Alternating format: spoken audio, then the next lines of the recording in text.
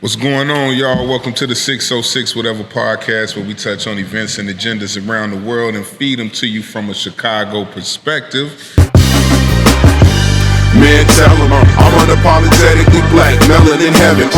So keep your 2 cents. We charging much more about the rain on them. I can't contain it anymore. Let's go.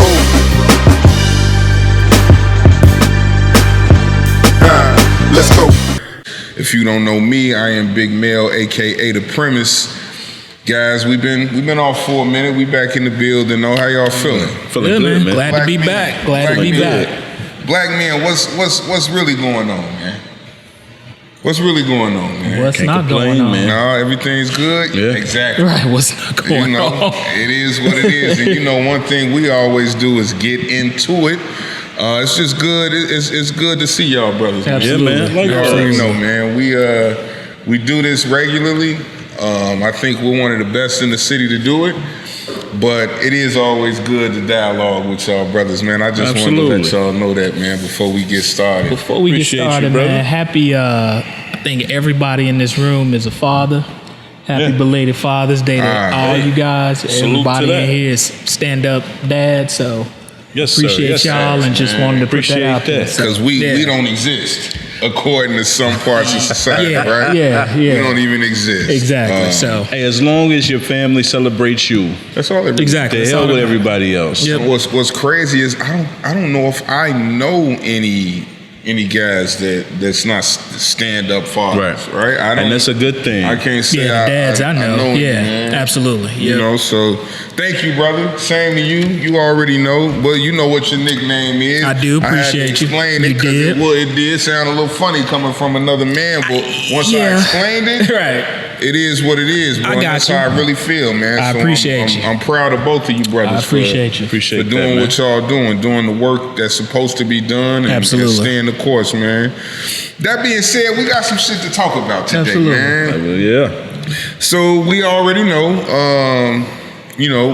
along with Father's Day, Juneteenth. This is the second annual official federal holiday, Juneteenth. Yeah.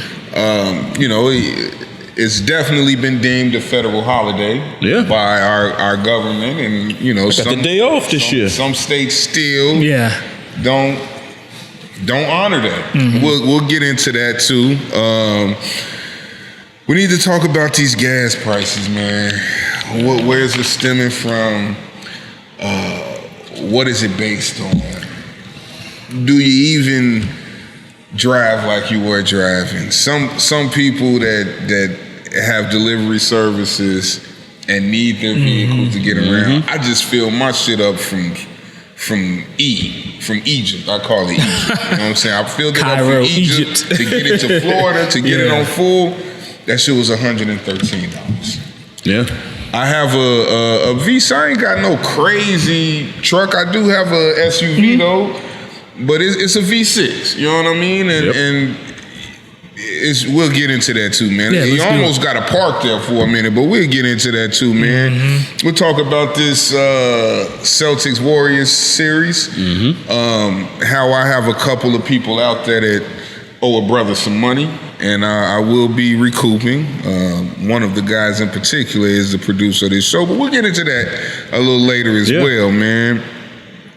But let's start with this with something real subtle and simple, and then we'll go into other. This ain't really that serious, but it just baffled me when I heard it. Go for it. Okay. I think I know where you're going. Your man's Joe Budden. Yeah. Right? Yeah. And the homie Ryan Clark. Now, I personally, we get up here and we talk about the Stephen A's.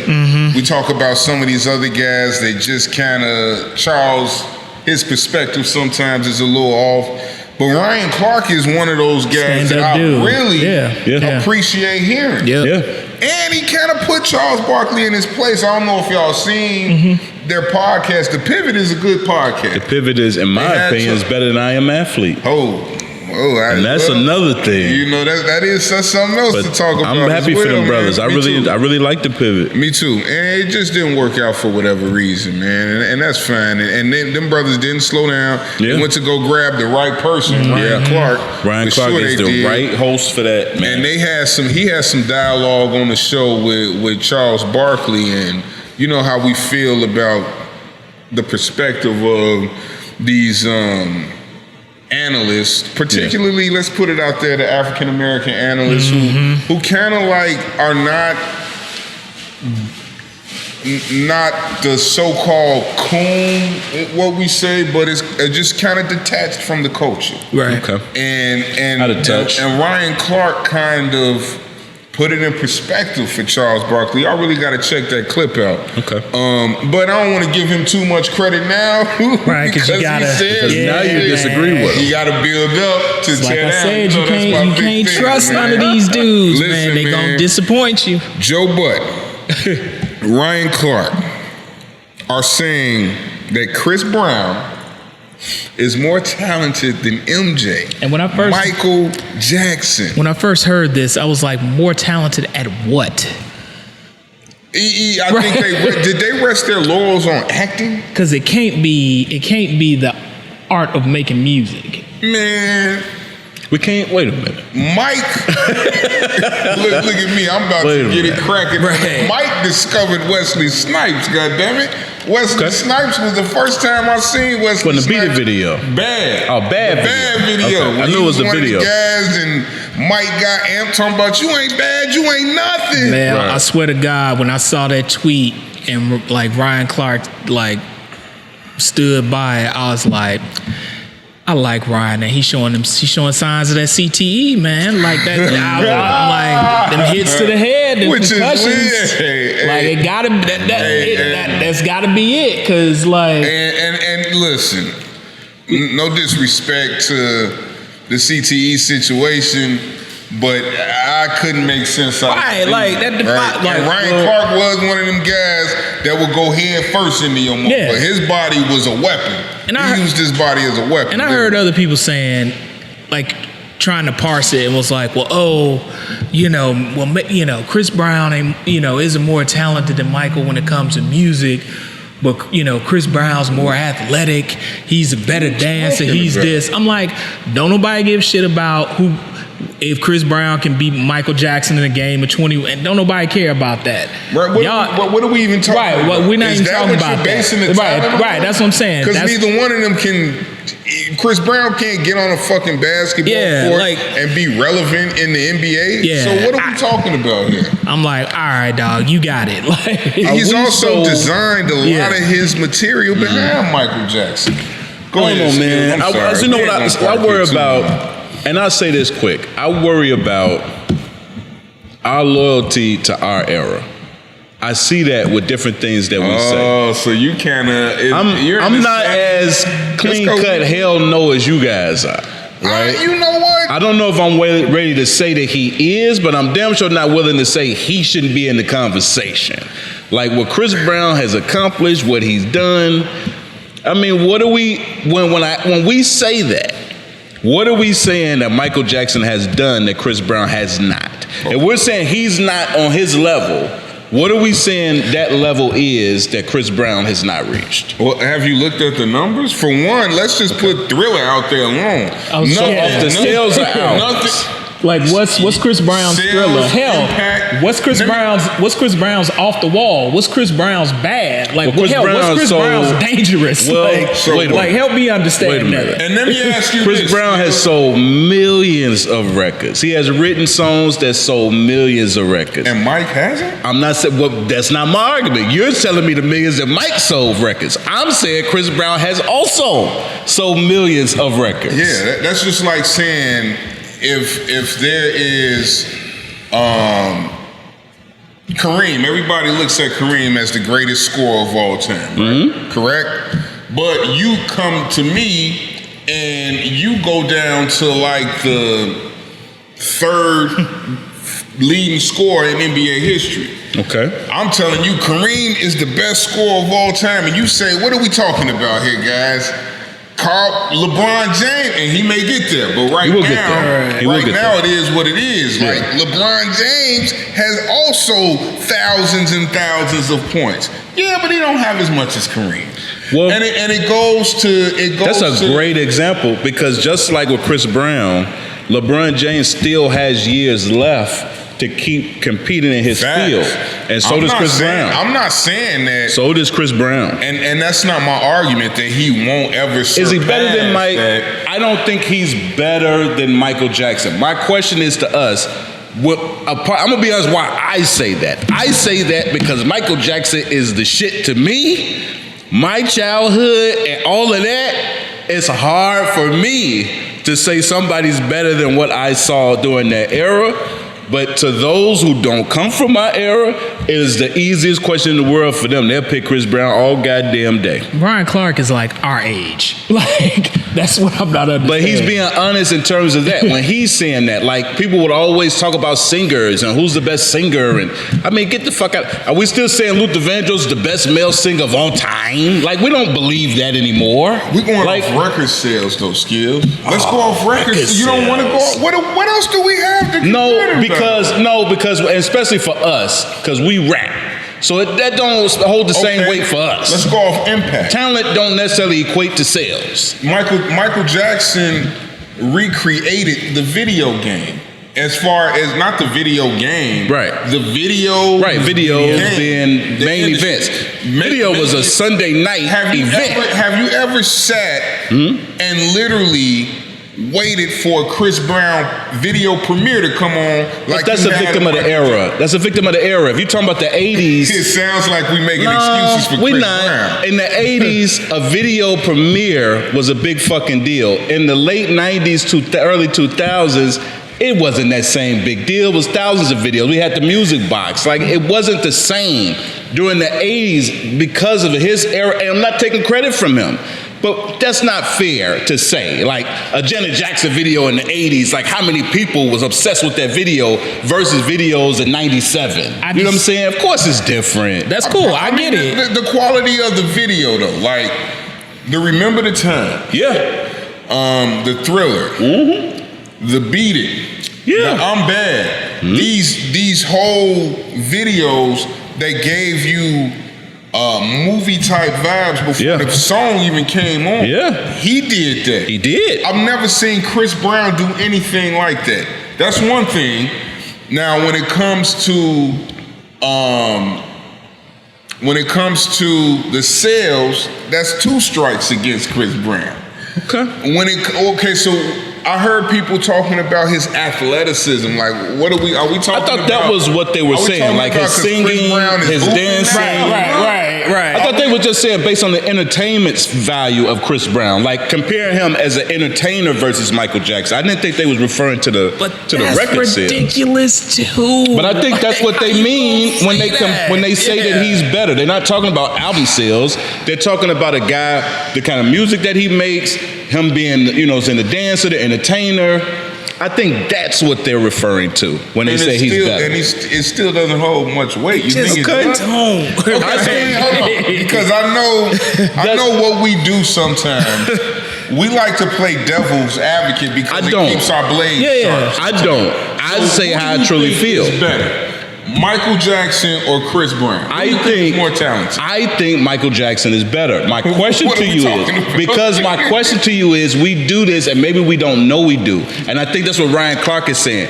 Are we a victim of our era? Are we the type that's like, Michael Jordan's the best basketball player, Michael Jackson's the best entertainer, Whitney Houston's the best female singer? Are we still stuck on our era that we still believe that? No. Because if somebody says, I'm saying MJ is the greatest player of all time. All right. If somebody says, no, it's LeBron, I'm not going to be, what the fuck are you talking about? LeBron is in it? I'm not going to do that. But Chris Brown isn't the equivalent of that, is what you're saying. I don't think so. Okay. I actually think Bruno Mars may be a little closer to that than Chris Brown. But Chris Brown? Yes, bro. Like, when it comes to putting on, have you ever been to a Bruno Mars show, bro? I have not. I've not ever wanted to go to a Bruno Mars show. Not just sing his ass off, bro. will put on a whole show for you. He does a great. Don't slight Bruno Mars. You bogus if you do that, man. I like Bruno Mars, but get the fuck out of here if he ain't an imitation of the time and shit like that. Like, he bites off a lot of 80s nostalgia, Prince, the time vibe. A lot of what he does reminds me of Prince. It reminds me of Jerome on stage with Time, bro. That's terrible. I'm just saying, dog. The same dance moves, the same. If you go back and watch Purple Rain, my nigga, and watch Bruno Mars' performance, it looked fucking identical. I can't go with you there, but he does have look that and sound just like that. He does have that sound, yeah. And you know why? That I feel like you're a victim of shaming him because of that is because the R&B aspect now is completely different. It's almost hip-hop-ish. But I don't even look at what he do as R&B. Bruno Mars is literally on that old school shit. And it is. How you gonna? I don't shame him and I don't knock him. I'm not shaming him. Get your money. But I know when I seen some shit before, and I have. Morris Day and the Time, he looks like them. He acts like them. The music sounds similar to their style. Like the whole swag of it is Morris Day and the Time. Okay. And are we saying it's not at all? What I'm saying is that Michael Jackson, there's no comparison. Yeah. I think Chris Brown is a lot closer than you give him credit for, in my opinion. I'm not saying he's eclipsed Mike, but I don't go from Mike to fucking Bruno Mars. I go from Mike toRis Brown. It's close. That's where I go. It's pull up. I think Chris Brown is a lot closer as well than Bruno Mars. What are you gauging on? Because I'm gauging that off of performance, the dancing aspect of it, the videos, the pop culture, the relevance, like all of that. When you think of Michael Jackson outside of record sales, that's Chris Brown. So when you look at record sales, and when I told you that there's really not much of a comparison.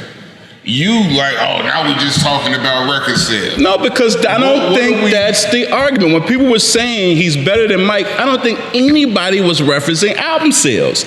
They were talking about every other element of what he does based on what Michael Jackson does. But the album sales are the end results to every fucking thing you do. I just don't believe that was the argument, bro. I don't. It has to be the argument because accolades kind of legitimize your whole tenure of your career. Let's take the album sales. Let's take the album sales out of it, just for argument's sake. Okay, let's take the number aspect of it. My argument is this. This is why I say, like, musically, Chris Brown and Michael Jackson is like a non-fucking starter. You look at a period between 1979 and 1988. You had Off the Wall, you had Thriller, and you had Bad. And my argument is musically, not album sales, just musically. Facts.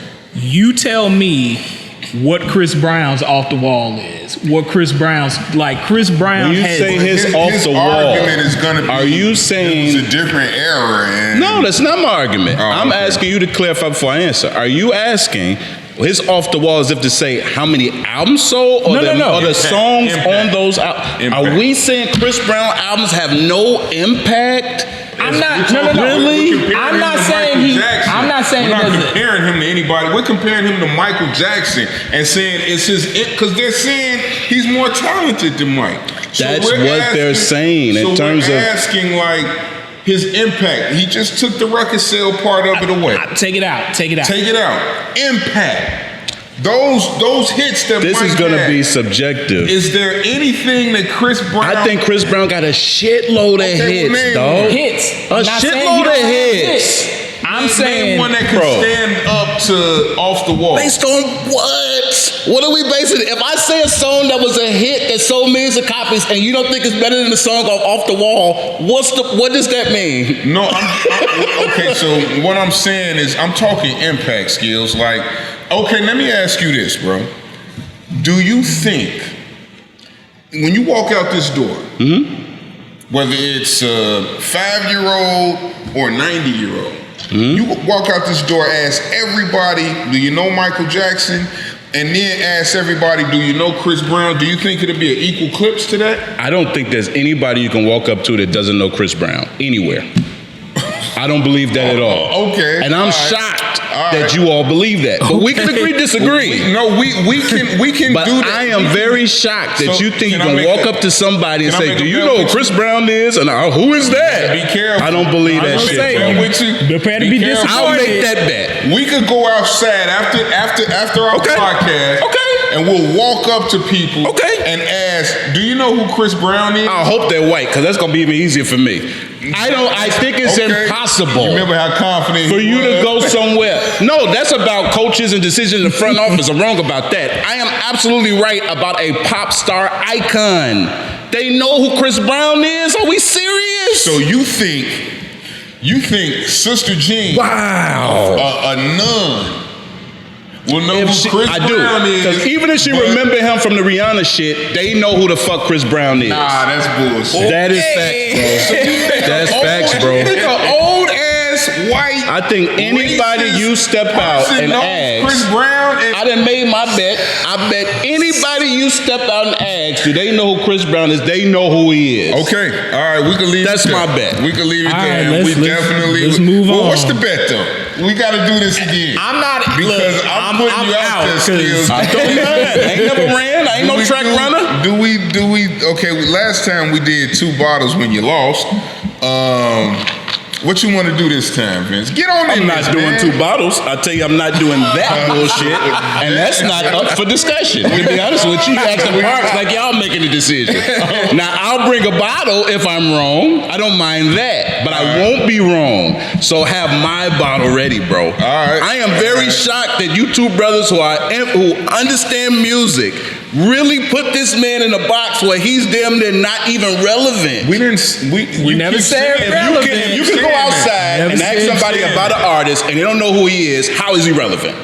How? Because everybody doesn't fucking know. But I'm not saying just know. I'm saying he's a pop star icon. That's what I say he is. You think he's as iconic as Michael Jackson? I think you think he's for as this iconic era, as Michael he Jackson. is. For this era, Michael he Jackson is just as iconic and relevant in this era as Chris Brown is. Because his original fans are still fucking alive. And That's new fans like him too. Let me tell you something, then we'll move on. His career span from the 60s all through the 90s to early 2000s. I'm going to tell you one thing that just trumps what you're talking about right now. My daughter who is 14 right now. My son is 8, and then my youngest is 7. When my daughter was 4 years old, I did not introduce her to Michael Jackson, bro. I believe you. The minute she started on social, she knew who Michael Jackson was before she knew who Chris Brown was. Okay. Do she know who Chris Brown is? Of course. Okay. Why you say of course? If you can't find nobody who know him. But my point is, Skills, is that you're saying Michael Jackson is still relevant because of his old fans. No, I'm saying he had a strand. Well, that's what you said. No. That's what you said. That's a part of it. That's not the only reason. Well, he's had his career span from the 60s all the way to the early 2000s. He is an icon. There shouldn't be anybody who doesn't know who he is. He's an icon. Icons are known by every generation.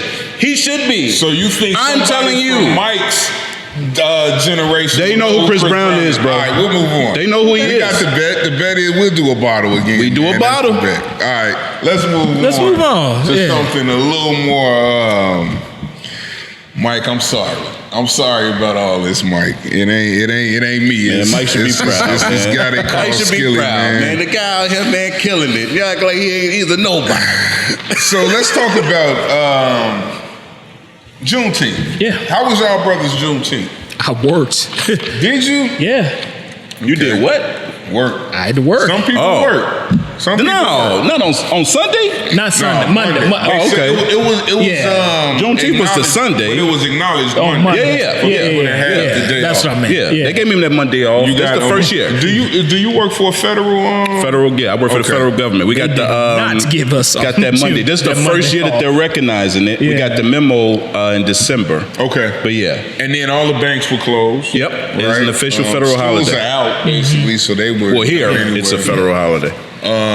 So there are literally some states, guys, that's still not honoring this. Something, of course, to the point of the same thing with Martin Luther King Day. Yeah, when Arizona wasn't honoring it, still.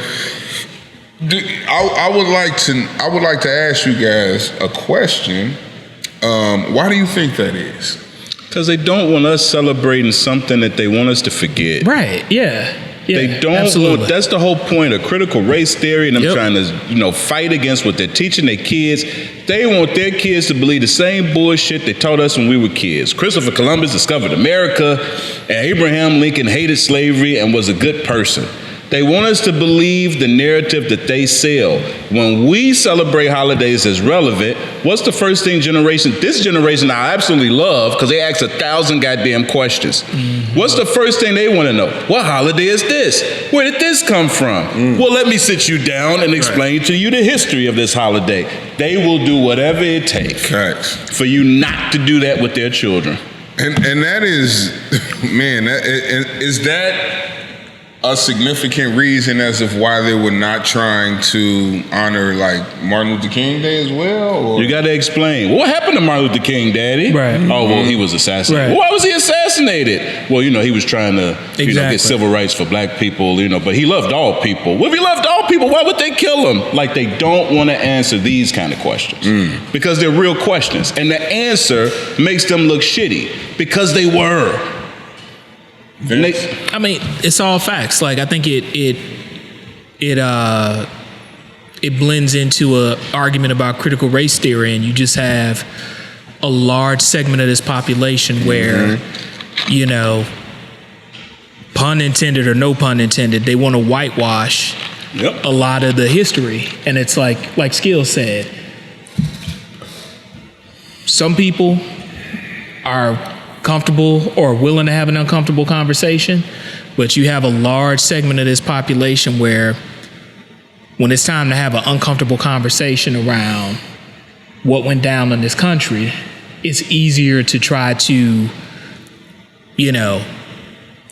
gerrymander school boards, gerrymander districts and stuff like that, fire teachers, institute laws to prevent from having those discussions than actually have those discussions. And so, why would a certain segment of this country want to have a holiday that, touches on the fact that black people found out that they were quote unquote free more than 2 years after the Emancipation Proclamation was enacted. Imagine that shit, bro. Like, really? So why did it, then to Skills like, so why did it lead to another 2 years before?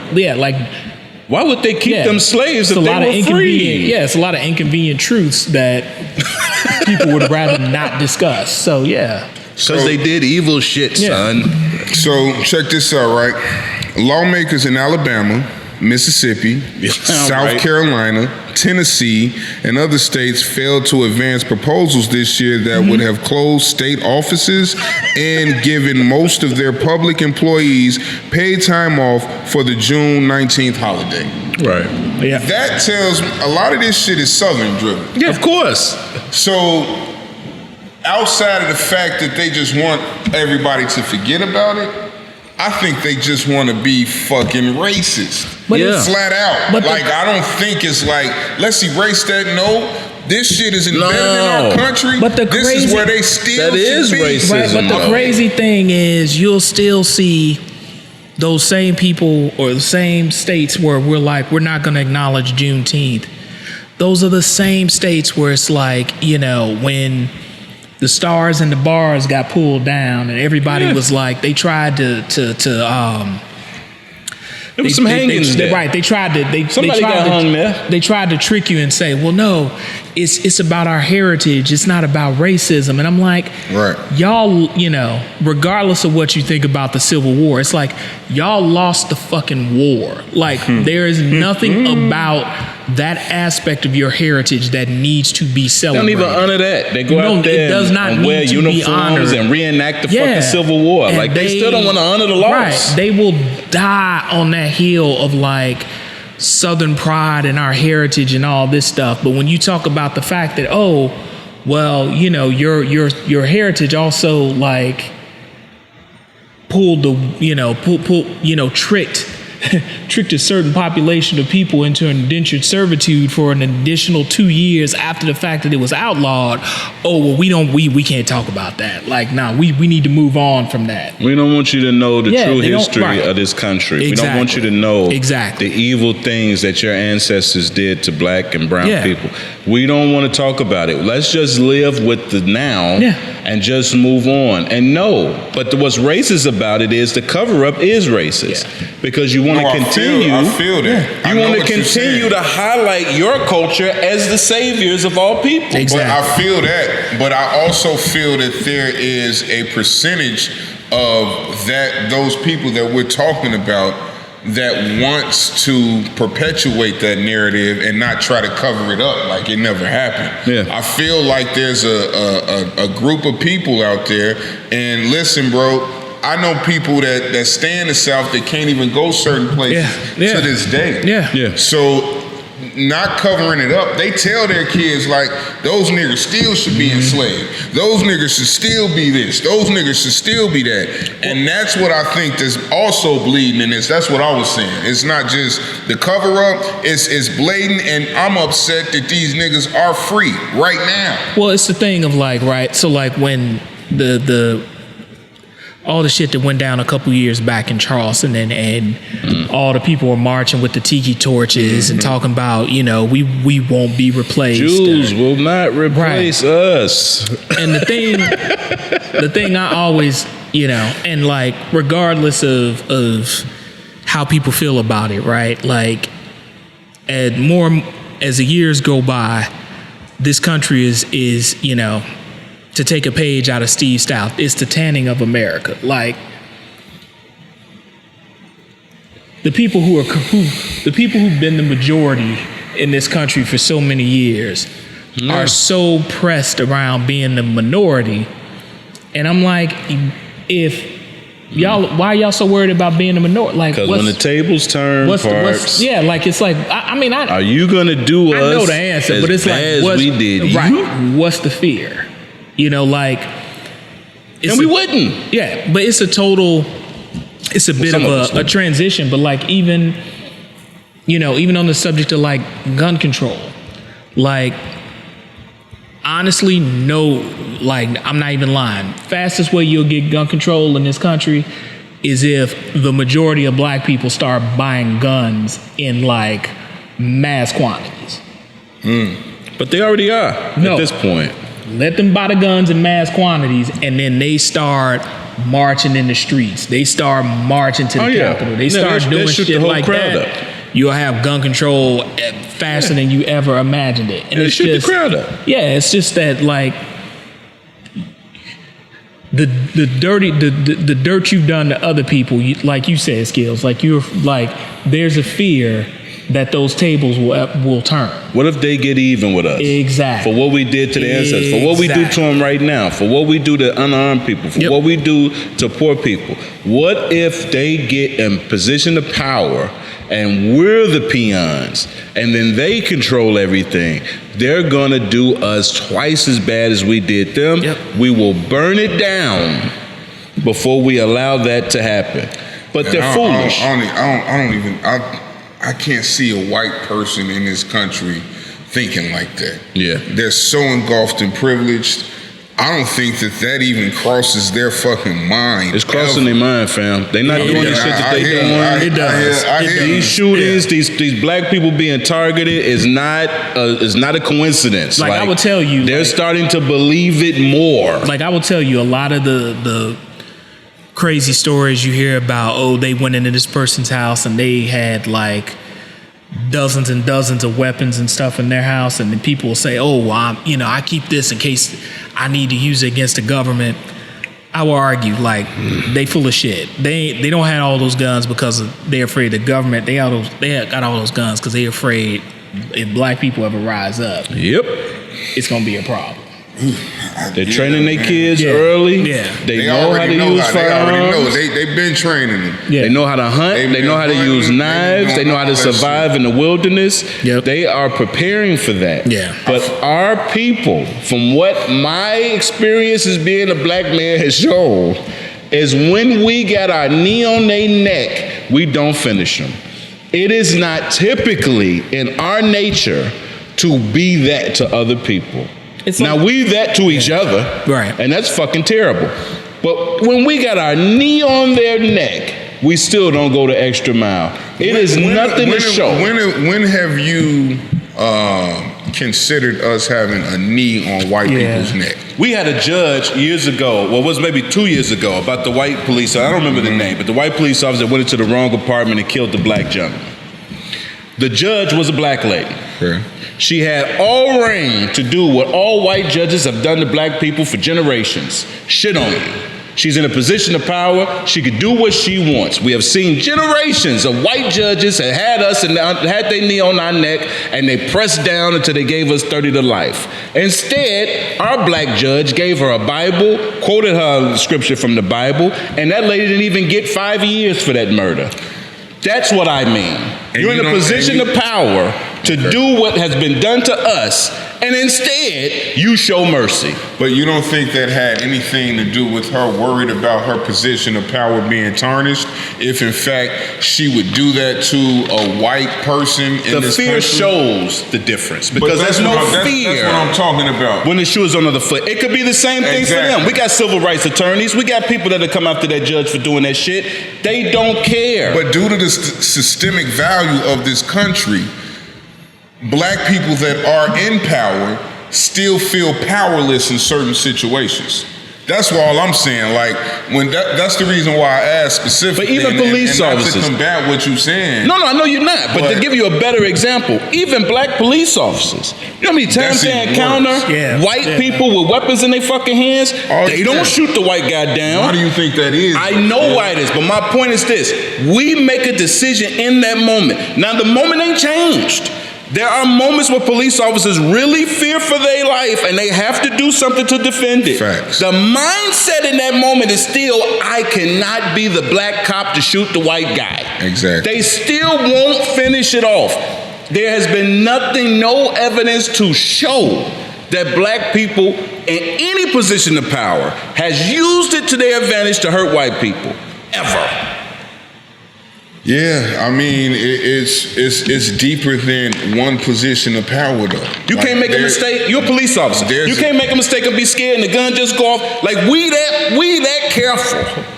That even when a white guy come out of a mass shooting, we take him down peacefully if we out there.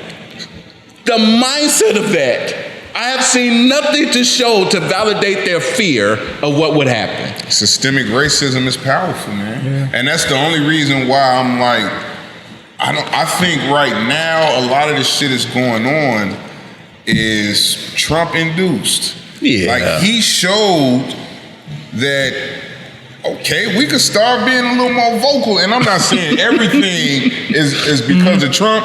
Right. But you got a man that's in the utmost power from an aesthetic standpoint, because we know what the president is and the government and the Senate and all that. But you got a man that's in the highest aesthetic power in this country that says what the fuck he wanted to say. Yeah. Whether it was racism, sexism, classism, everything. What have he did it all. Your next door neighbor got a little bit more swag about their racism now. Like, oh, okay, I don't have to listen to nothing y'all say. They should celebrate it. All white supremacists should celebrate Trump. Period. That's their mascot. And now you're not putting your hoods on in your house watching TV. You going outside with your Confederate flag. We run the show now. So they're a little bit more. I'm killing it. You know what I mean? No, I got you. I was jealous. It just leads to, I think we're all right in what we're saying, but yeah, bro, that shit, I do think some white people are considering that, but I just think that now they feel that there will be less consequences for them being more racially aggressive with some of their actions. Like it's almost, if it is gonna be another civil war, that's the reason, because white people's mind state has shifted into, all right, you know, we're not gonna act all timid around black people now. We at it, we own it. You know what I mean? One person knocked out one at a time. Hey, listen, anybody that feel froggy fucking jump. You see us at the gas stations and you be like, hey, you know what? I'm going to try a big black guy today. Have it your way. Right. If that's what you want. How that work out for you. Because it ain't going to work out for you. Yeah. You think a white boy got smacked in the face with a brisk iced tea years ago? That's the easy way out. Skills. That is exactly that's what's wrong. Like you just said, you're not using your power accordingly, man. Let that motherfucker beat your ass and go take it up in the courts. Nah, my prat is foolish. If you run up, we gonna handle like men. But due to the systemic racism in this country, they gonna figure out a way that white person was justified for fucking you up at the gas. And when he can't talk because his mouth is wide shut, that's satisfaction to me to do the time for that. Kanye Act. Shout out to Kanye for no reason. We just did that. All right, man. This racism shit is always an amplifier. Talk about it all the time. And I mean, what else? What else are we supposed to do, though, man? They say it don't exist. We got black people that say it don't exist. Oh, God, it's a fairy tale. That's insane. Yeah. Blacks bring it on themselves. Is what I've heard sometimes. I know y'all have heard a lot of things, but we won't promote the bullshit. We promote the facts. Moving on. Let's get into something a little more fun. Dame Dash and Jay-Z, bro. I don't know if y'all are like following this. I am following this. I know a little bit about it. Listen, man. So Dame Dash and Jay-Z, they reportedly reached a settlement in regards to this Reasonable Doubt lawsuit. So Dame Dash is selling the fucking album as an NFT, getting bread from it. Yeah. And Jay sued him, you know, and they got an out-of-court settlement going. When now Dame Dash is completely banned from selling the 1996 debut album as an NFT because Rockefeller owns all rights to the property. Yes, and he knows that. Let's go even a little bit further back. Come on, Dame. Dame being fucked up thirsty. A great thing, though. Yeah, he did. Due to the fact that he was just so unnecessarily aggressive in a lot of his tactics. Yeah. Dame is I feel like he's an entrepreneur savant in some aspect. He really is. But very intelligent brother. There's a big but in that. He gets in his own fucking way. He don't know how to fucking act. While Dame was just setting fire to the bridges, Jay was blowing them bitches out and like, no, we're not gonna do this. Right. I want to walk back over this bridge one day, and you want to set it on fire. So it's two. You got to stand on it. Two things. It's like, one, you can be in a situation where people outgrow each other, right? Like that happens in a relationship, business relationships, whatever. Period. Like, everything you said about Dame is correct. I think he's an entrepreneur savant. But every time I listen to a Dame interview, I keep coming back to the adage, right, of like, if you're the smartest person in the room, you're in the wrong room.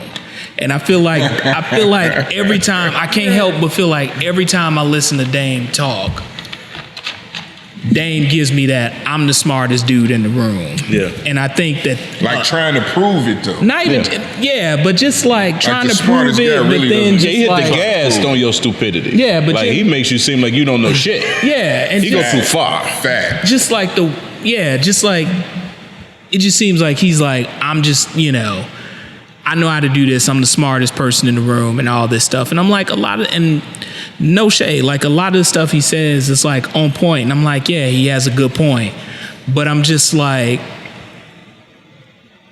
even for all of the entrepreneurial savvy that he has, like I come away still like, yeah, but I feel like, and I ain't pocketing, like Dame probably got more money than I'll ever see. But it's still like, you feel like, but like, why, but like you got all this stuff going on. Like, you just feel like it should be popping more than what it is, and like you just that's what's going on. That's the whole point. Yeah. Thirst always tells the truth. Yeah. Like you burn bridges with some heavy gas. Yeah. Okay, so I feel like, and then Ray, you could get your perspective on this. I just feel like Rockefeller doesn't get off the ground without Dame, right? In them early stages. But without all three. And I think that's the thing. Dame make it seem like it was Dame. It wasn't. Dame, Biggs, and Jay got Rockefeller off the ground. Facts.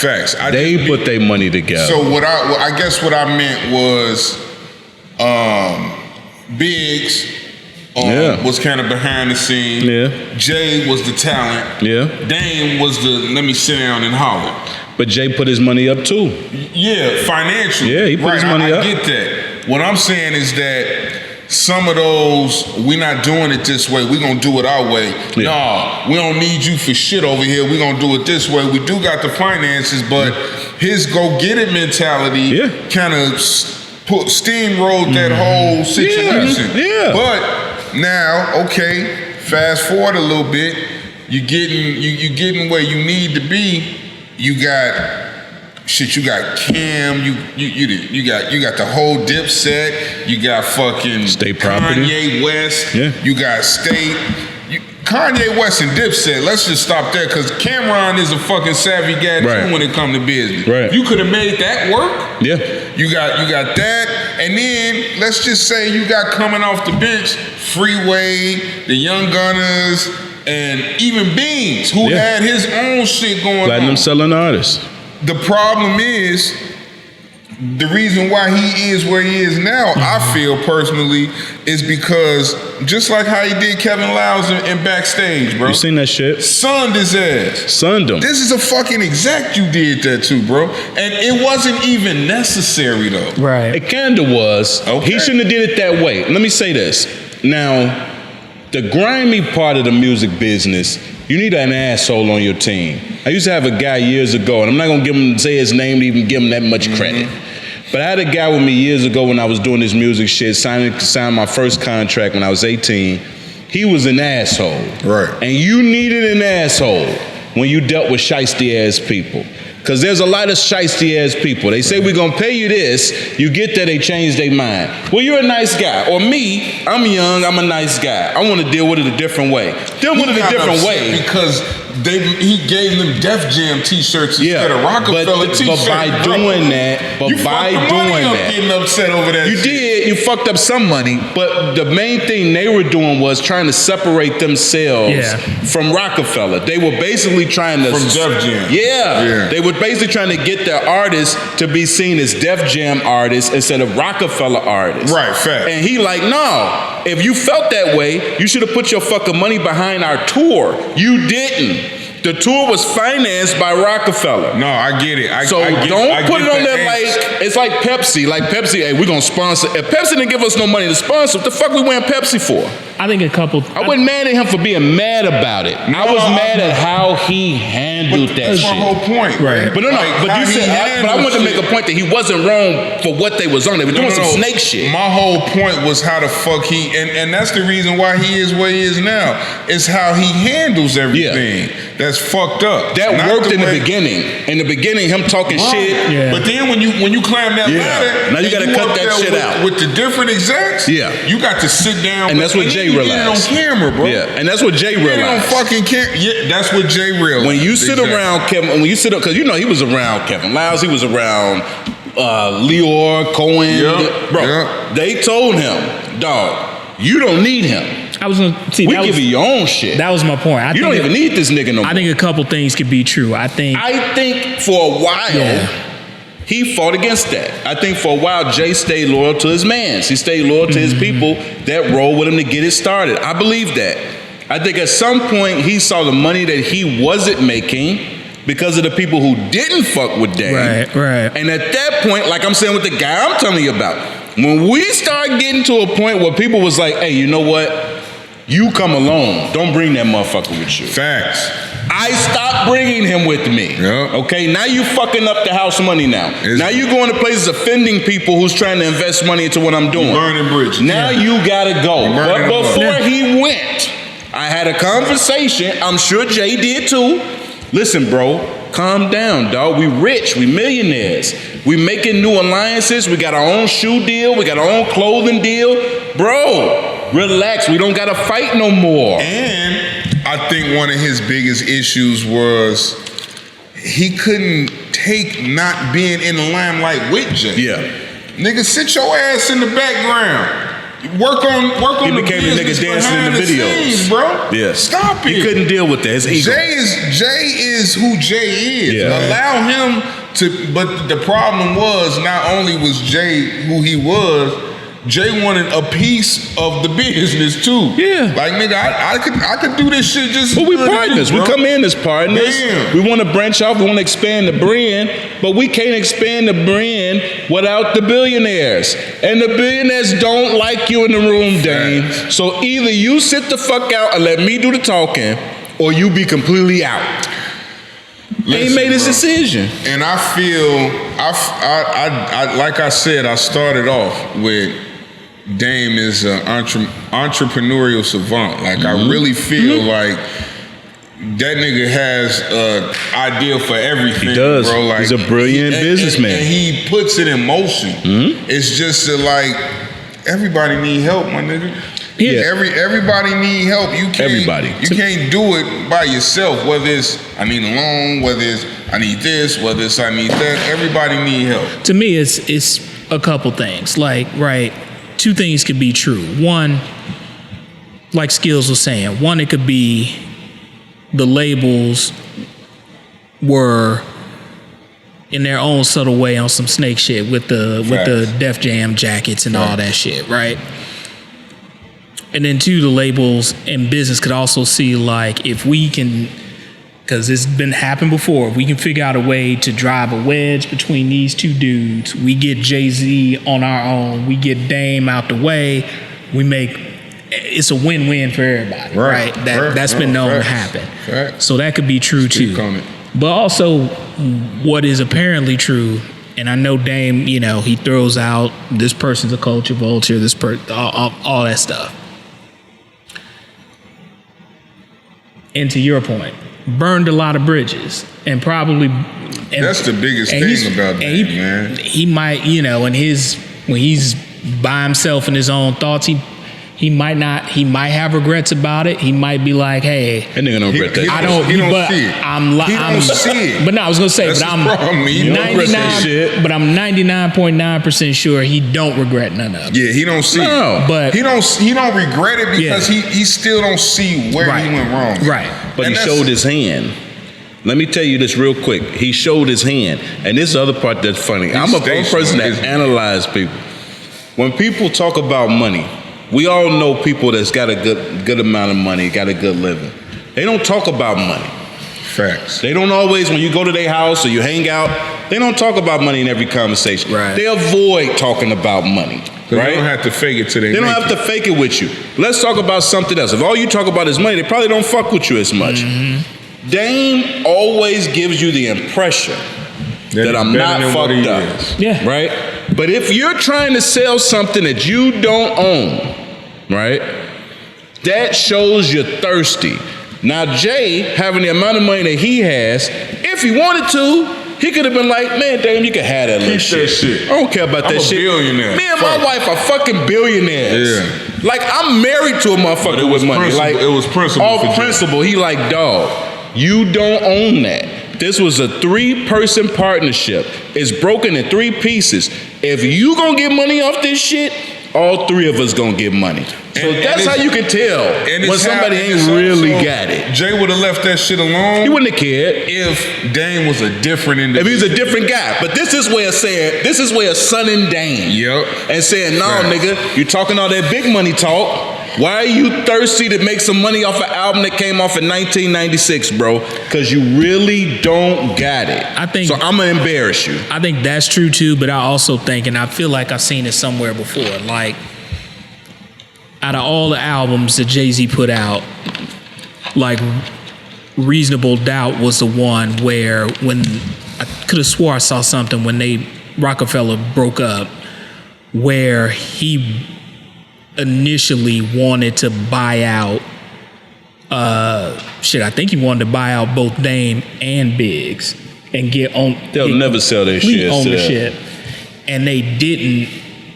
Smart business decision on their part. They didn't sell it out, and I think that's always been something that has been, in my opinion, something from what I've heard, is something that's been an issue for Jay-Z. And so I feel like it's time for Dame to eat crow. Yeah, but I agree with you. It's time for him to eat crow, bro. If the money's not an issue. But like low key, I think the real, like back then, the real money man was Biggs back then. He didn't. Now this is what's crazy. He was so low key. He wouldn't play Biggs. Yeah. Because Biggs had it in the streets. Right.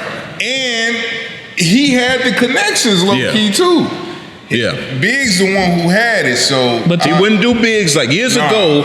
Biggs did a pop-up shop in various cities. Smooth ghetto. But he used the reasonable doubt as for his way leverage to do the pop-up shops, reasonable doubt pop-up shops.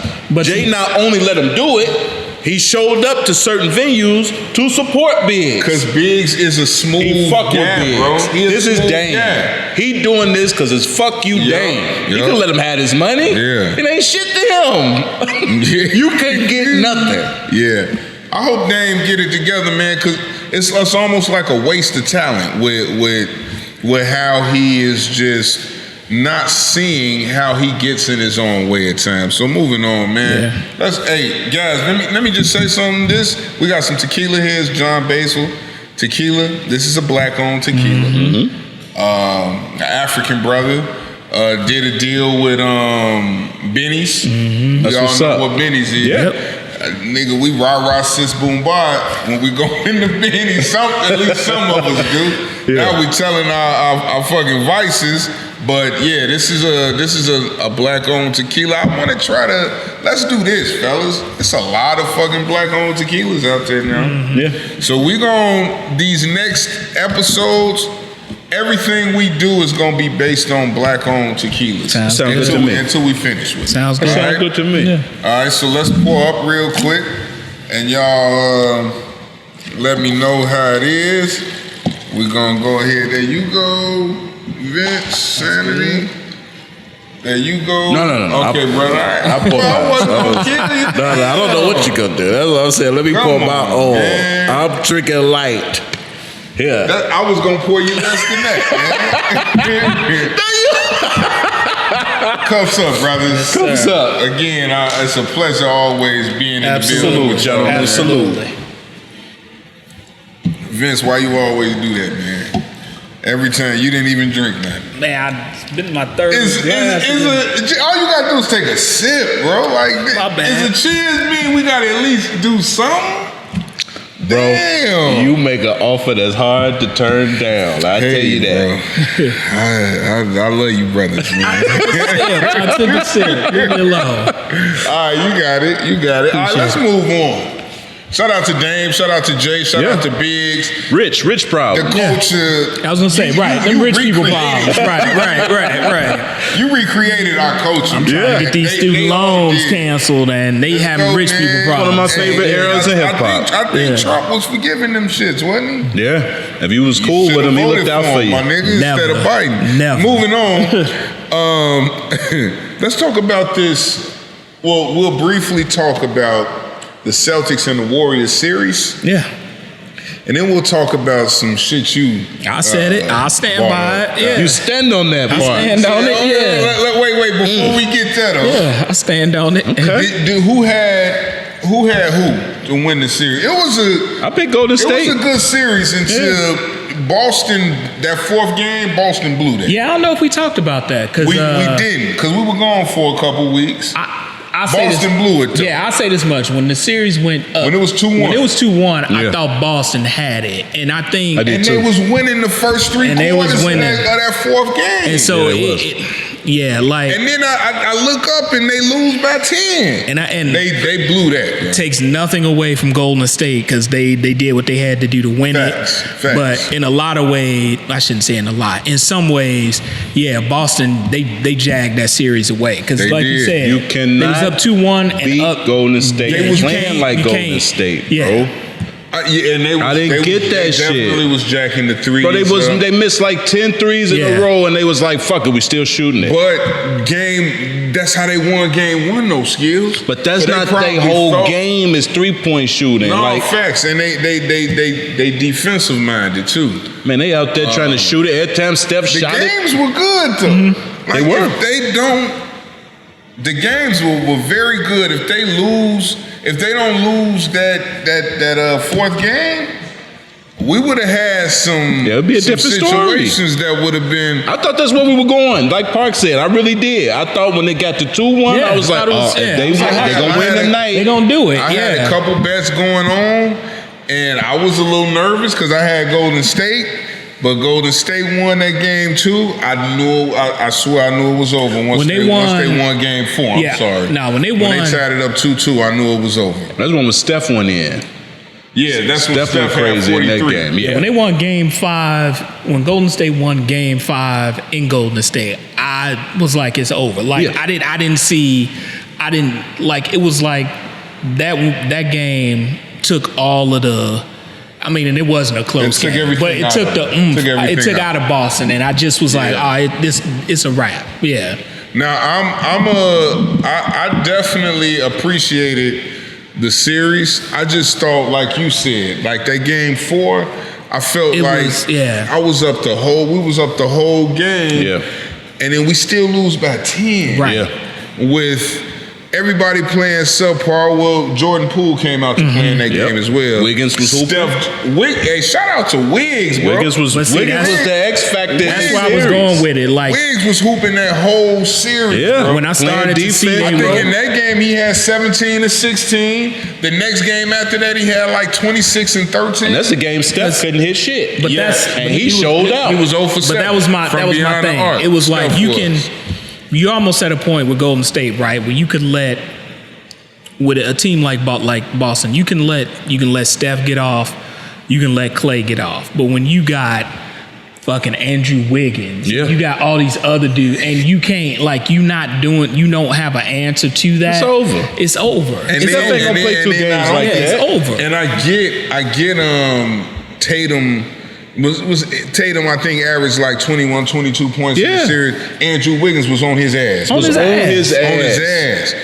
And it's not a good look for Wiggins was not only doing things offensively and rebounding the ball, he was sticking superb defense on arguably one of the top 5 players in the NBA today. But that's the thing, though. You can't be out here. And just my opinion, y'all ain't got to co-sign on it. But like my Tatum thing is like you can't be out here acting like you channeling Kobe. I think everybody else did. And I'm like, what is this? Everybody he got sucked into that shit with the media. Let me put it a different way. Tatum is a very humble individual. I don't take nothing away from what the job Andrew Wiggins did in the finals, but Tatum just wasn't ready. Either it wasn't ready or it was something else to it. But he had good games. He had 2 bad games, and I like that first game was terrible. He was like 3 for 7 or some shit. Yeah. Next game he had like 26. Next game he had like 25. Then another game he had a bad scoring game, and I think it was just the main thing about it was just too much Wiggins, but mainly too much Steph Curry, which leads me Let's do it. Which leads me to my next Let's do it. That's what I'm looking for. Yeah. Mr. Parks. Let's do it. We're at the crib. Yeah. I'm going to set the scene for everybody. We're at the crib. I'm at my crib. Yeah. Skills is at his crib. Vince is at his crib. Yeah, no doubt. It's early in the day. Yep. Like, may I read the text? Please. Early in the day, man, and we'll go ahead and then everybody can, dialogue on this, obviously. This was at 1:37 p.m. Yep. Early with it. Out the blue. Yeah. We ain't even talking about nothing. We just confirming. There was no segue for that. No doubt. He just kicked it off with period. Absolutely. Are we still on for the night, fellas? Right. I'm good. This is you, me, yes sir, 7 p.m. Yeah. And then 16 minutes later. I can't wait. Oh, by the way, Steph Curry is not a top 10 basketball player. Wow. See you gentlemen at 7. I said it. First of all, we didn't even mention Steph at all in this situation. I snuck that in, but I stand by it. And I stand by it. Now, he's got a lot going on with this, bro. You really gotta let the man talk. Yeah, let me talk. Let him dialogue. Okay. So I'm assuming. Wait, go for it. Yeah. Before you go in and name and get your bullshit ass list off, That's cool. feel like Steph Curry is a top 10 player all time. Let's be clear. All time. He may like the list he's gonna read off. You may be like, yeah, maybe he's not top 10. I disagree with it, but go ahead. It's not. I don't know, man. It's hard, man. For what? Okay, 6 finals, 4 championships. Mm-hmm. Now, he only got 1 finals MVP, if you want to knock something. Yeah. But the best shooter we've ever seen, changed the game of basketball. His shooting percentage was also pretty bad in the finals, too. He's a shooter. But he also has, I think he's top 3 in scoring averages in the final. He got a shitload of years left to play. Like, he's going to go What is he, 32? If he's not a top 10 player, I got to hear your list of who bucks him out. That's what I got to hear. Okay, before you even get a list, speak to us. So my argument is this, and I want to make it very clear. By the time his career is over, hell, Steph Curry definitely could be top 10 all time. Because I think so it's kind of like the Chris Brown thing, what we was talking about. Yeah. But I'm just saying, when it's all said and done, still playing. But my thing is this, because I think Golden, if they bring, I know Bob Myers was saying they're going to try to bring all 7 back. If they bring any semblance of this team back, they're going to be hard to beat next year. So I'm not discounting it. But they get Wiseman back. But a lot of people right now were like, yeah, he's a... Damn, I forgot all about that kid. He's a top... He'll be healthy. He's a top 10 all-time player right now. And I was just like... That's a hard, for me, that's a hard, I can't get to that point. That's what I can't get to that point. Let me listen. I can't get to that point. I could see him saying that, well, I got 10 guys that I think better than him, but for you to just say that is preposterous that you even would say that about Steph Curry. 6 finals, 10 years? To me, it just ain't, and I'm not there yet. I'm not there. Go for it. I'm not there yet. When you named your list, and I'm gonna let you say your list, but when he named his list, because we was talking in the pre-production before when he named his list, he was like, Steph, I probably have Steph at 12.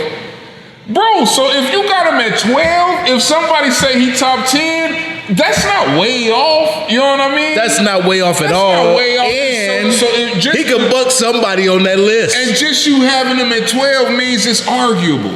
I'm saying he could be. He's in the top 15. He ain't in my top 10. So okay, let me ask this question because I got to know this. This not right now. This text message was what more does he have to do to be a top 10 player? Now he's been to 6 finals for 10 years. He's won 4. He's been 2-time MVP of the league, unanimous. What more does he need to do to be a top 10? And he's the all-time leading 3-point shooter. Oh, when he's done with his career, bro, that's gonna be a record nobody's gonna touch. Yeah. I think Vince wants to start seeing him shoot threes with his back to the basket and just doing this. All the circus shots. If he could do Harlem Globetrotter shit. do 4 of them in the game, I think. Because he does some Harlem Globetrotter shit. I'm not there yet. Okay, name your list. I got to know who's ahead of him. All right, so this is what I put down. Once again, it's just my list. So in no particular order. Okay. I got Jordan. Okay. I got LeBron. Right. Okay. I got Kareem. Right. Wait, what was the third one? Say the third. Okay. I'm sorry. I got Kobe. Okay. I got Magic. Okay.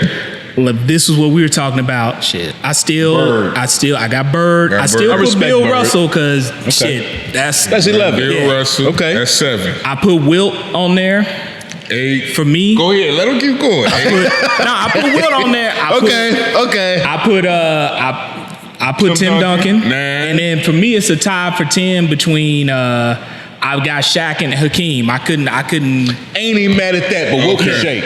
Wilt can get the fuck off that list. Shit, you out your mind if you think Wilt. I put Steph on there instead of Wilt. Please, I would never put not at this. What the fuck? Wilt? What are we comparing it to? Babies. Wilt was playing against babies. We talking about a man who's been to 6 finals in 10 years. Wait. First of all, and Wilt makes it. First of all, shout out to Wilt Chamberlain. Shout out to Wilt. Shout out to Wilt. He's a legend in his own right. Fucking legend. I can't do it. Listen, I'm putting Steph over Wilt Chamberlain. I am too. Good for y'all. Because now what we're getting into is the because factor. Yeah. Because Wilt scored. If Wilt doesn't score 100 points, you're not putting him in that. If Wilt doesn't average 50 points in one season, which is tremendous, other than the fact that he was 7 feet and everybody else was 4'11". Okay. So it's layups. Whole bunch of fucking layups and dunks. Y'all Okay. I'm not putting as much as, and here's the thing, because I know what this man has done in regards to equality and breaking barriers. Yeah. I'm not putting Bill Russell over Steph. Okay. He has squads, y'all. Bill Russell has squads. Okay. And he's also a guy that was a man amongst boys. And here's the thing. Okay. In that Here's era, the thing. We talked about this. I'm not putting Larry Bird over Steph. he already beat his records. I'm not putting Larry Bird over Steph. Okay. So reason being is that Steph Curry has changed the fucking game, bro. Okay. People, if you remember, like in the 80s, in the 90s, I know you guys remember that. Yes, we do. It was sinful to do some of the shit Steph Curry do now. Yeah, You would have get been close benched immediately, whether you missed the shot or made the shot, you coming out of the game. It's unheard of. Steph made it okay. Steph changed. You know how many people in the culture, bro, is just all about, I gotta get my jumper right. I gotta get my jumper right. The whole league. Have you ever witnessed something like this? He changed the league. Okay. I give you LeBron. Okay. I give you Kobe. Okay. I give you Magic. I give you Magic changed the game. I give you them 4. Not to say that none of them other guys are worthy, but we could argue that point. Anybody else that's on your list, we could argue that, bro. I still feel like Tim Duncan is a fucking robot. That's me. That's fact. But I don't think Tim Duncan is a human being. And that's just me. Tim Duncan was He's not a human being. magnificent, bro. He's not a human being. He's a robot. Even if I give you Shaq, because I was a big Shaq fan. The Diesel. Because what people failed to realize with Shaq, his footwork was impeccable. Yeah. I'm going to talk about, I'm going to talk like Mike Tyson on this shit. His footwork was impregnable. It was, you know what I'm saying? Mm-hmm. But outside of that, Vince, that man Steph Curry has changed basketball forever. Was Wilt Chamberlain ever MVP of the league? Yes. How many times? Max He question. has to have been. Okay, how many He times? averaged 50 and like 20 in one season. How many times was he the MVP of the league? 50 points and 20 rebounds. He Yeah, averaged great. that. Sure, I seen videos of goddamn it Jim Brown running all over them white boys. Yeah, in that era. Are you yes. trying to slight Jim Brown? I'm not slighting him. I'm just saying. He won the MVP 4 times. Okay, 4-time MVP. How many championships? He's a 2-time Got 2. champion. He got 2. Was he ever Finals MVP? 1972. Okay, 1972 is Finals MVP. He won 2 championships. He was 4-time Why'd you even NBA give him, MVP. Why'd you even give him that just- No, opportunity? I don't mind. Those numbers still aren't better than Steph Curry's. They're still not. No, well, when it comes to shooting, I don't think anybody on your list is better than Steph. I give you greatest shooter of all time. But how do you not put the greatest shooter of all time? He's 6'2" with 4 championships and 2 MVPs and 1 final MVP. How do you not have him top 10? He's the greatest shooter of all time. I know it shouldn't matter. But in football, it don't matter. Greatest shooter of In all. basketball, it matters. But he's 6'2". He is 6'2", and he terrorizes the league. And I told him That's unheard of. Here's where he's underrated. It's not top 10. Here's where he's underrated though, Skills and Vince. He's a great passer. He is. He can get I told him, I'm like, you can't name me 5 NBA players that you've seen that can handle the ball better than him. It's Kyrie, and it's Steph to me. Yep. Kyrie, Chris Paul, Isaiah Thomas. I was gonna say, I think Isaiah Thomas would be in that conversation. Maybe Rod Strickland, maybe. The Rod was nice with it though. He was. Yeah. Steph nice with it. But did you see what Steph has fucked people up? He is nice with it. Okay. He's also underrated at finishing and getting to the rack. Yeah. He do that a lot. Yeah. He do it a lot. So that's the reason why I'm pushing back on you, man. Like, Look, y'all entitled to y'all opinion. I'm not there yet. that's not fair. And listen, I'm gonna be honest, We got Parks. to get you there before the end of this podcast. It got scary for me, Parks. When you got to 6, I had no disagreement with any names you said, Parks. Right. I said to him, was like, oh shit, he might be right. But the minute you said Wilt, that was the only name that I'm like, get the fuck out of here. He better than Wilt. Like, come on. Okay. If you say okay. I know. So does he have to win one more? If he wins one more, he deserves to be on that list. How many does he need to win to buck a slot on that list? We know he's going to set a 3-point shooting record that will never be touched. We know eventually, whenever he's done, because his ass can play till he's 38, he's a shooter. Like, he can play as long as he want to play.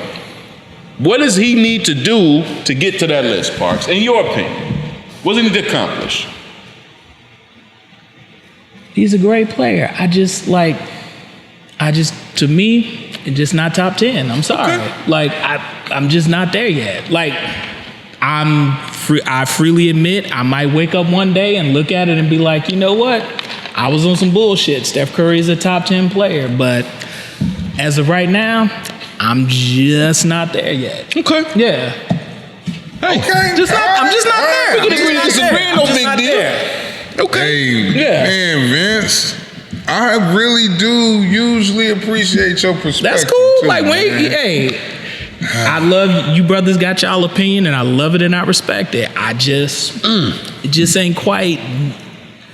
It just ain't there for me. Even Larry, I'm okay with. Is he because he's light skinned? Nah, it had nothing to do with that. I mean, shit. Well, Larry, one of the shit. No, it ain't. Larry, the ultimate light skin. shit. One of the greatest. Indiana too. Larry on that. You know he done squeezed out the word nigga a couple times. Don't nobody dislike Chris Paul more than I do. And Steph Curry put Chris Paul on skates. It was one of the greatest things I ever seen. Yeah, Chris You Paul. don't don't like Chris Paul. You know. So you agree with Patrick Beverly when he was talking that shit about Chris Paul? So Patrick was talking. He was okay. Patrick was. He was talking let's some. pivot a little bit. I was gonna say it's a pivot. Patrick was talking some wild shit. Okay. They shouldn't have gave him no fucking microphone. That's. I guess he's getting better, right? Right, he's getting a little bit. Getting a little bit better. Pat's getting a little bit. That's that Chi-Town hate that we be ashamed of. We know we got hate here more than anywhere else, and he got that shit on full display on national television. You just tarnished because of hip hop. I'm not. He a hater, man. He's hating hip hop. He sit up there and hate, and everybody love to watch him hate on good. He will never be remembered for anything other than the extra shit. Nobody's gonna remember Patrick Beverly for basketball. What it was? Not as a defensive player. I don't even think he's not that. He bad. No. Say it again, bro. Say it again. Why are we say? That's why I say. I'm asking. No. P. Babb he's a good defensive player. He's a good defensive player. I think at least the first time that first week he was on ESPN. He bombed. He didn't do great. He bombed, but he was also like, I'm like, all right, dog. Like this a little bit of overinflated, like you bumping yourself up at the risk of knocking down some other dudes. Yeah. He knew the game. I don't even mind that. What I looked at was just the flow. Like my big thing. No, he got better. Is when you up there. Yeah. How is your flow? He's like, even if you like are speaking nonsense. Yeah. Mm-hmm. How is your flow? What's your flow about? Are you like are you doing a lot of that, or is it flowing?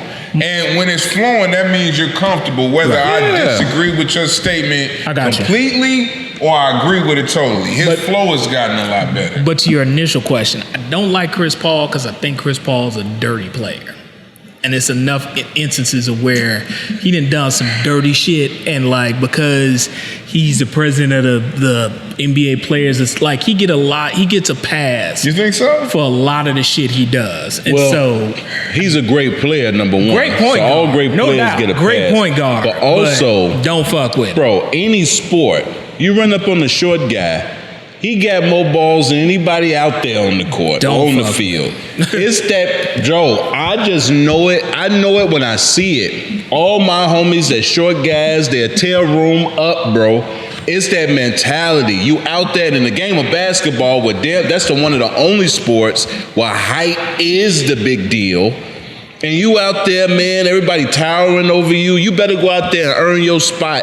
They're not going to respect you. Allen Iverson was the same way how he did people, dog. And they respected him for doing that. But they call Chris Paul a bully. But see, dudes love AI. Short guy. They call him the bully. But dudes love AI, and like most dudes are like, I don't fuck with Chris Paul. A lot of people don't rock with him. A lot of them don't. That's what the players. A lot of players. And they hate playing with him. But Devin Booker, he ain't said nothing like that about him. He ain't said like he don't like playing with him. They may be their time may have came and went. Too, I think they missed their spot. To me, this was their last shot. Right there. But the Warriors are back healthy. It's over. Yeah, because I think Golden State gonna be at it. Denver, they get Jamal Murray and them guys back. They gonna be up. Kawhi healthy. Healthy. Hey, you missed it. You had 2 years. It's gonna take a while for them guys to get back acclimated. I was about to say especially Memphis. Jamal. Memphis already talking Dallas. Yeah, it's a lot of Phoenix might have had their best shot. Yeah. I think the Lakers gonna make a move, bro. I really do. I don't think all of this shit they saying is just hearsay. I think they're gonna really make a move. Like you would have to make a move. Like you would have to move. Like honestly, you'd have to move like Anthony Davis. Like they got no cap space. What about if one of the owners had a kilo? Look. And they give them the kilo, Nah, they rich. That's afternoon. A kilo is afternoon. Show that footage. Show that footage from Winning Time. Jerry Buss was sucking on them titties. So they don't even care about that. They on to the next shit. They like women to beat them up. Millionaires are weird. Yeah. Billionaires are even weirder. They need a kilo for themselves though. Nah, that's a lunch break. Lunch break. They have a kilo for lunch. That's what they do. Okay, y'all. So I guess we've touched on what we needed to touch on, man. It's just one more thing, man. Let's do it. Mm-hmm. One more thing. That petrol, that gas, that I don't know how we're going to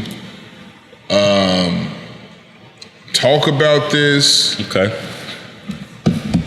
But what do y'all feel? Let me word this properly. How do y'all feel about? So I know what inflation is. Yeah, right? Yeah. Mm-hmm. Inflation is, I think, sometimes based on extremes. Mm-hmm. Right? See, gas was about $3 right here. Mm-hmm. You beating the hell out of us at $6 a gallon. Mm-hmm. Yeah. Beating the fuck up. We tired of it. Right. So let's say gas go down to $4 now. And we like, whew, thank God. You know what I'm saying? Forgetting all about this shit was $3 before the shit even sprouted up there. Right. Are these gas prices difficult? Everything shoots up from gas prices too, by the way. Everything is just is in a bad situation. The crazy thing is as much as we're complaining about gas prices in America, like you look at gas prices in some other countries. Yeah, it's crazy. It's crazy. It's worse. We're not even in the top 10 highest gas prices. Right. And gas is damn near $6 a gallon here right now. In California, I think it's like 7. It's 7, right? What 6, 7, whatever it is. We're not top 10. You go to other countries, it's still higher, and it's been higher for a long time. We just now in the last however long it's been, we are finally starting to see it. So, do you take on the mentality of Americans? Stop fucking complaining. Because gas prices could be a whole lot worse No. if you were in this country. Gas prices are $11 a gallon in some countries. Right. So do you take on that mentality too, Ray? Like, my mentality. What the fuck are y'all complaining about? No, like, I don't. You can complain. You can absolutely this is what complain. my thing is. Yeah. If the cost of water is $7, we'll pay that for water. It's certain things that you can't live without. You'll pay whatever the cost is. Exactly. Fact. This is one. So if they turn around and say, "Hey, eggs is $10," I'm gonna have some $10 ass eggs. So that's the thing. Like people, and they like know it. People like to say, "Oh, well, the price of gas, around the time Trump left office was whatever." But the thing people don't compare, $3.75, right? But the thing people don't compare is like the price of a barrel of oil at that time versus now hasn't shifted that much, but the price of gas has increased exponentially. My argument, and I can't even say it's my argument because other people made it, but I think the thing people don't focus on is that like these oil companies price gouging the fuck out of us. Yeah. Like it makes no sense. Because you're going to pay it. Right, because you're going to pay it, but it also makes no sense if the price of a barrel of oil the variance between it hasn't been that great, but the price of a gallon of gas is like damn near $3 higher. Yeah. That's price gouging. But to Skills' point, we getting price gouged over a commodity that unfortunately we gonna pay for regardless of how much it costs because we need gas to get from point A to I don't want to get nobody in trouble, but there's a whole bunch of black engineers that been trying to substitute gasoline with water for the last 40 years, and they all come up missing. Yeah. Because this is big fucking business. Yeah. And they know it. Yep. That's the same reason why people pay all of this money for like certain medication, the pharmaceutical companies. Like that don't cost shit to make, but it costs 3 cents to make a pill and they charge you $600 for it. This is what they do. This capitalism at its best. What are they gonna do? Somebody actually went on Facebook a few weeks ago and said something, and I thought it was interesting. What if we go 2 days and we don't buy any fucking gas? What if we say we're not gonna buy gas? For 2 days? Are we ever really committed to doing that? So there have been gas strikes like years ago, like decades ago. Was that a gas we need to look strike and see or what a gas the result shortage? No, a gas strike. Like people literally picket signs and like we're not doing this for 48 hours. Okay. Well, don't put no gas in the truck to go there to get them a picket sign. But that was pre-Uber, pre-Lyft. Yeah. Pre all these things that if you say I'm not jumping in my car, now gas is not only detrimental for your convenience, it's detrimental for your career. Yeah. Like you ain't just got cab drivers now, you got Uber drivers. They gonna charge what they Amazon want. drivers. Like all this shit that is based on shit being delivered to your crib. So how the fuck you gonna expect people to strike on gas? Right. I don't know, man. I just know as long as we paying it, it don't matter to them. Right. Because we're gonna pay it. Detrimental now, man. We're gonna pay it. So to those who say, so this is the thing I think about with this. I always think about it in terms of how teachers used to do shit.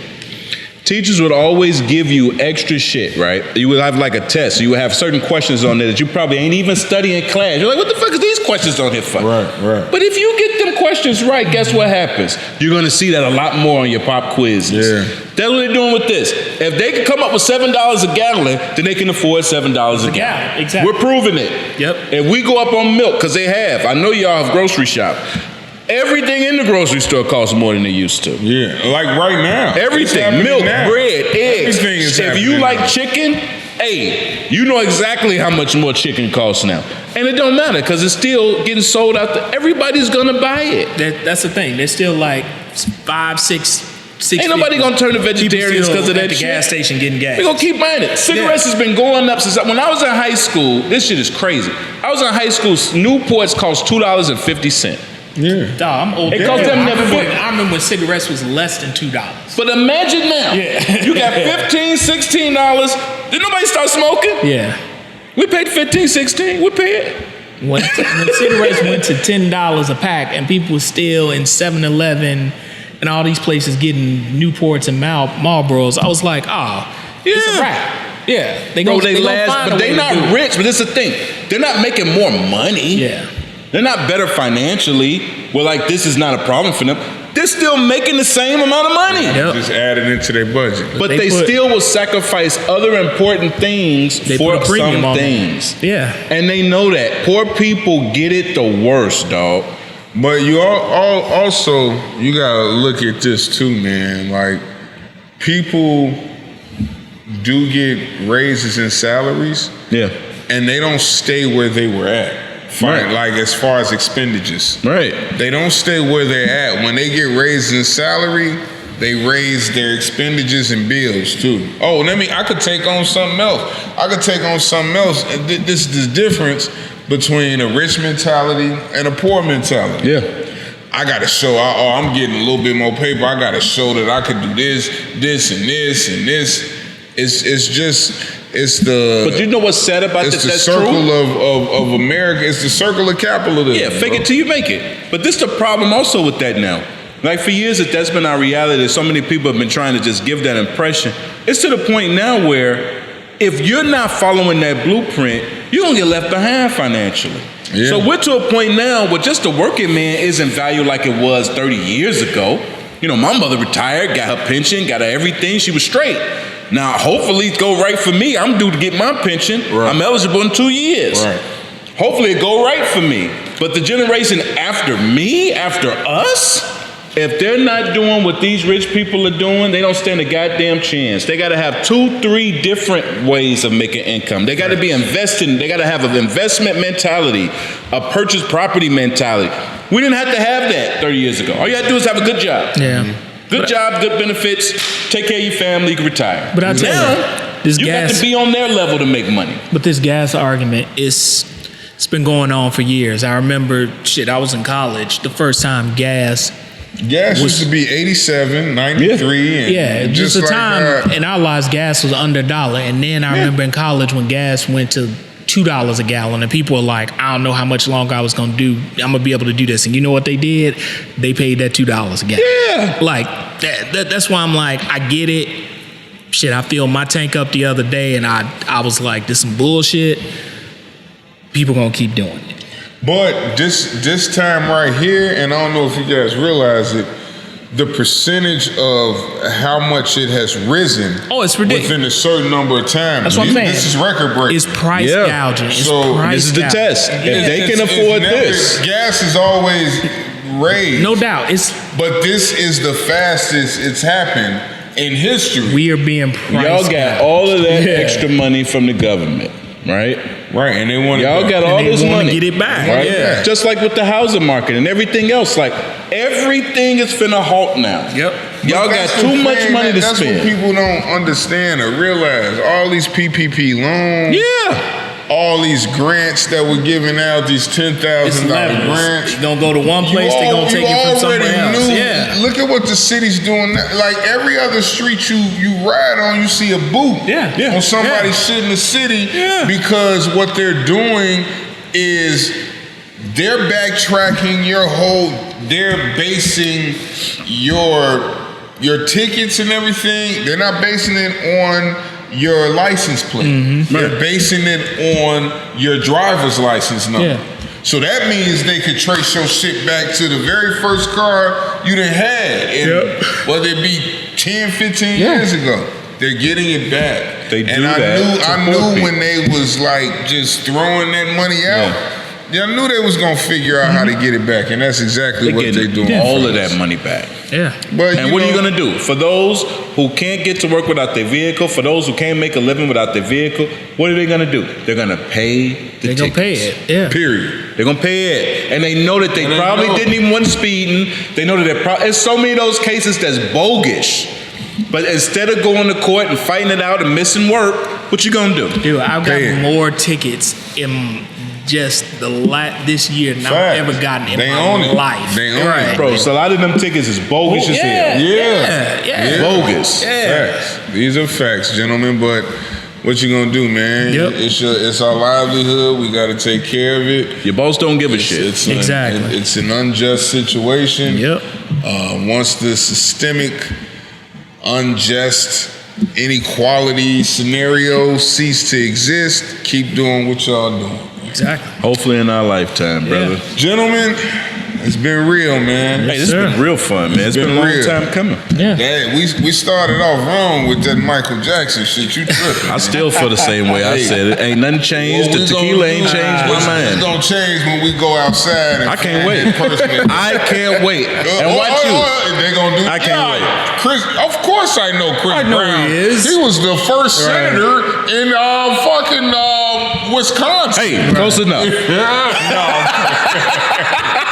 You gonna Close enough. If they say something like that, you gonna have to do a dance. Chris Wasn't Brown he the guitar guy with Willie Nelson? That's the guy right there. Close enough. Right. Y'all, I love y'all, man. Love you, brother. This is the 606 Whateva podcast. Until next time, y'all. 2 of them.